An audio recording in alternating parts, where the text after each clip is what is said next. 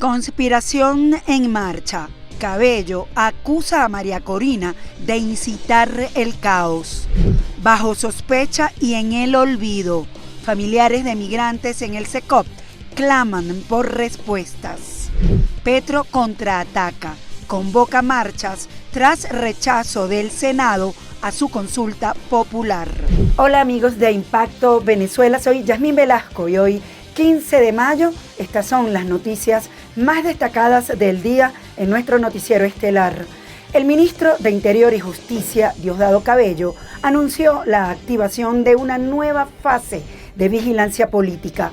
Acusó a María Corina Machado de promover sabotajes violentos y desestimó como montaje la denominada Operación Guacamaya. Halim Naim nos cuenta. Durante su mazo de este miércoles, el segundo del chavismo encendió la Operación Tuntún en modo pánico. Acusó a periodistas y activistas de formar parte de campañas de desestabilización desde el exterior. Recibieron la orden de avanzar en una estrategia para generar zozobra y confusión a través de las redes sociales, quienes están plenamente identificados. Sino que le pregunten a Rory Branker. Rory está cantando más que Pavarotti. El Tuntún está activo. Cabello no precisó nombres, como siempre, pero lanzó la amenaza al aire, esperando que alguien caiga. Esto es parte del expediente que ya se conoce en la Corte Penal Internacional y del cual es autor intelectual y material Diosdado Cabello.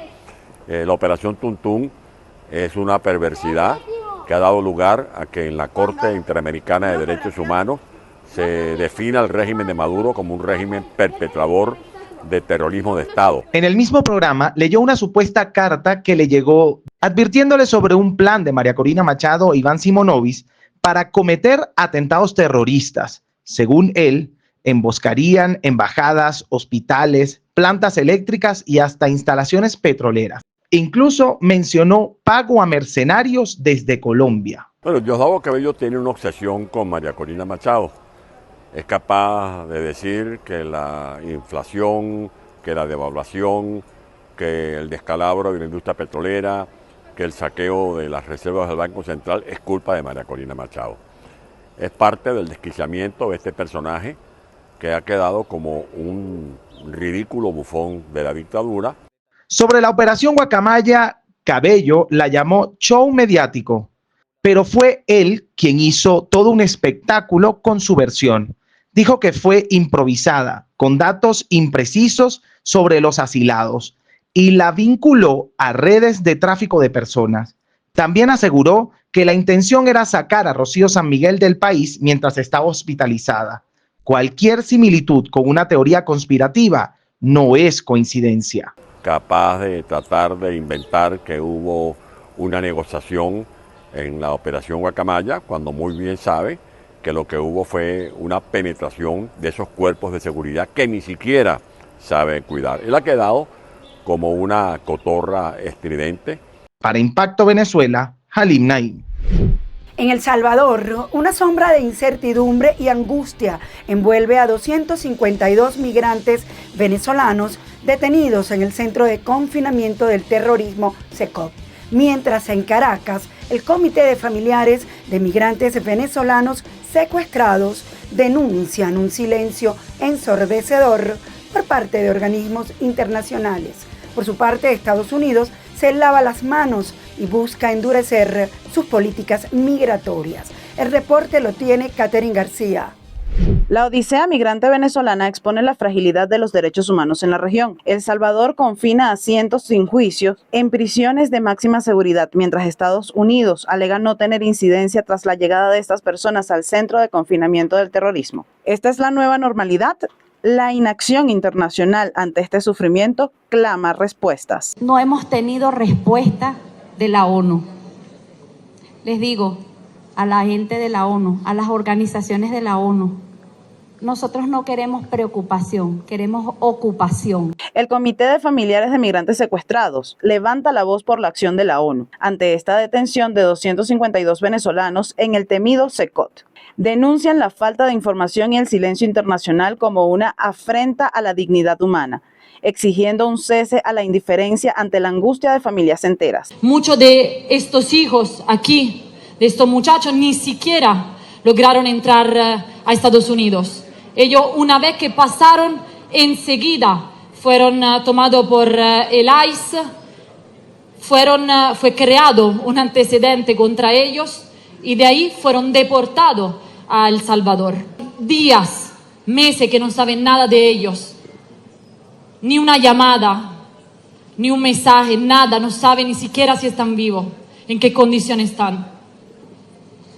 Es inhumano, es una injusticia. Otro caso migratorio que ha dado de qué hablar es el de Maykelis Espinosa, quien ya fue reunida con su familia en Venezuela. Al respecto, Estados Unidos justificó la separación familiar inicial por razones de seguridad vinculadas a la presunta actividad criminal de sus padres. El Departamento de Seguridad de Estados Unidos desmiente al madurismo y apunta a que no hay negociaciones, sino que fue una acción por orden judicial. La ONU teme, pero cuando habla sobre Venezuela lo da por hecho.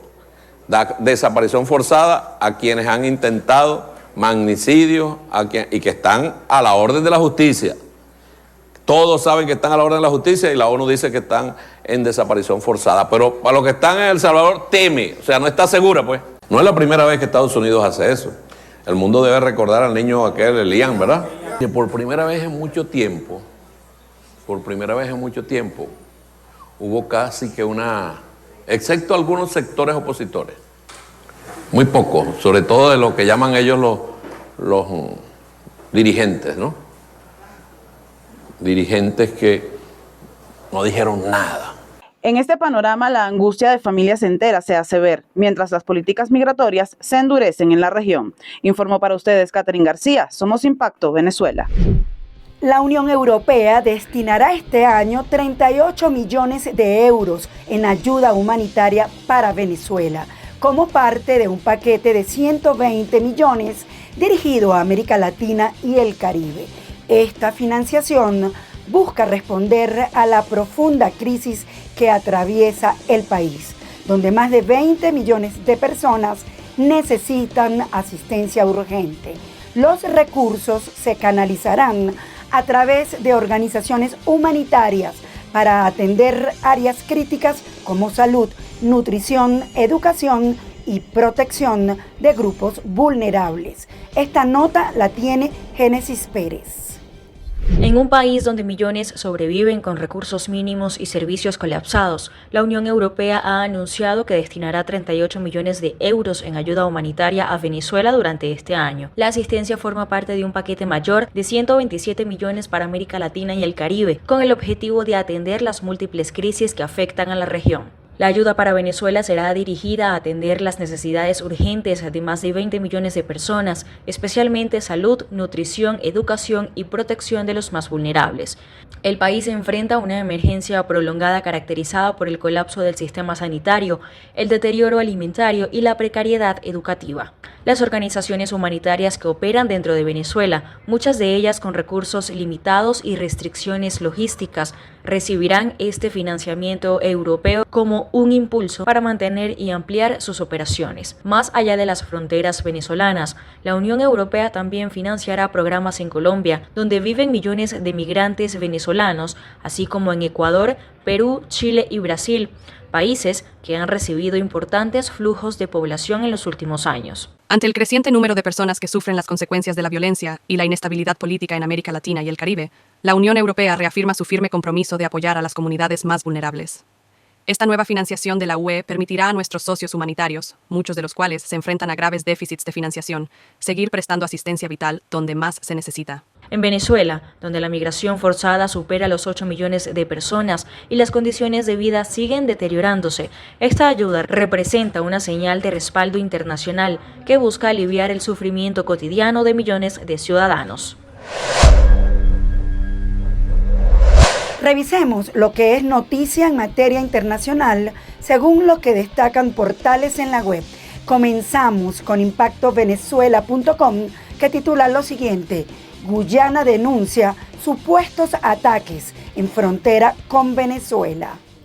Guyana denunció este jueves que se trata presuntamente de 3 ataques de civiles armados contra las tropas de su fuerza de defensa en la frontera con Venezuela, sin reportar heridos, lo que ocurrió a lo largo del río Cuyuní. Así lo afirma un comunicado militar. Asimismo aseguraron que continuarán respondiendo contra estos actos de agresión. Venezuela y Guyana mantienen una disputa centenaria por el Esequibo, que se recrudeció en 2015 tras el descubrimiento de yacimientos petroleros por parte de ExxonMobil. El gobierno de Milei anunció reforma migratoria con nuevas restricciones para residentes extranjeros.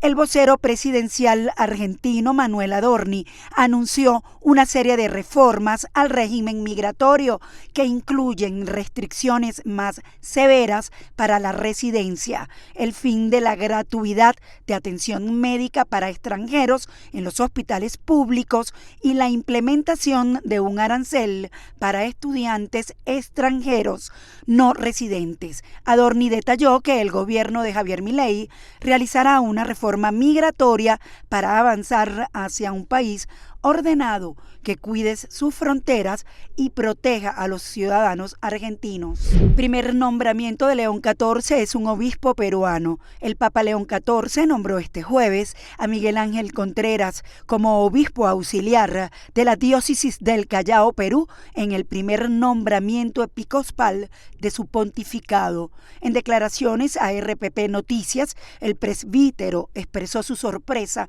ante la noticia, revelando que se encontraba fuera del país cuando fue informado del nombramiento. El nuevo obispo auxiliar subrayó además la importancia del trabajo conjunto con la comunidad.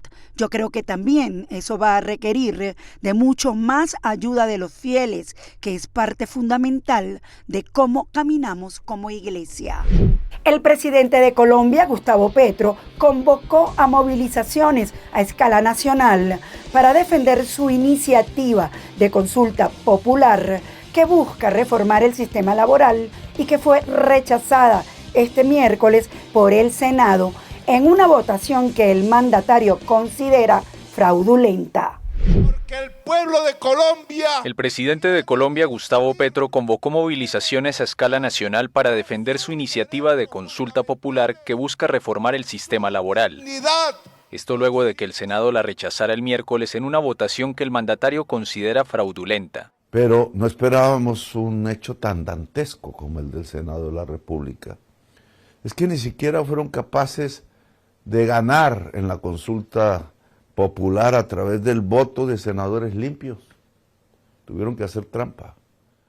El primer presidente de izquierda en la historia de Colombia intenta ampliar los derechos de los trabajadores y promueve una consulta popular con 12 preguntas para reformar el Código Laboral colombiano, luego de que el Congreso rechazara en abril un primer proyecto legislativo impulsado por su gobierno. La propuesta de consulta popular debía pasar por la aprobación del Senado antes de convocar a los colombianos a las urnas, pero con 49 votos negativos frente a 47 afirmativos, los legisladores volvieron a cerrarle la puerta a uno de los proyectos emblema de Petro. El mandatario colombiano, que se encuentra en una visita oficial en China, envió un mensaje que fue televisado la noche del miércoles en el que llamó a los sindicatos y organizaciones sociales a movilizarse a escala nacional para defender su consulta.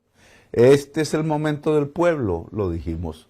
Llegó la hora del pueblo.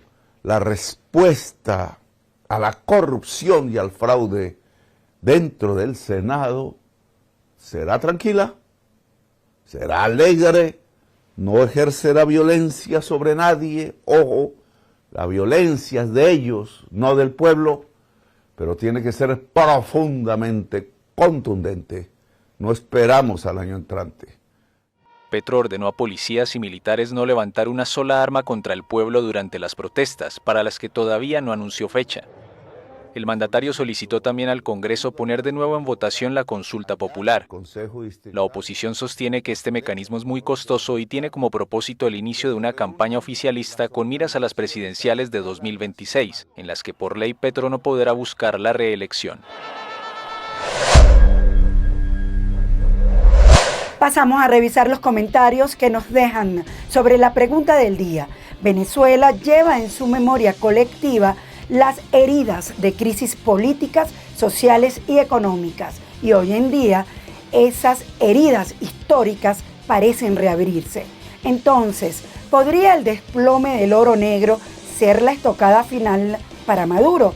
Los leemos. Los tienen ahorcados y sin más recursos. El chavismo está cada vez más débil. Ya verán cuando no tengan más recursos. Ahí se les van a voltear. Les urge vender petróleo a cualquier precio.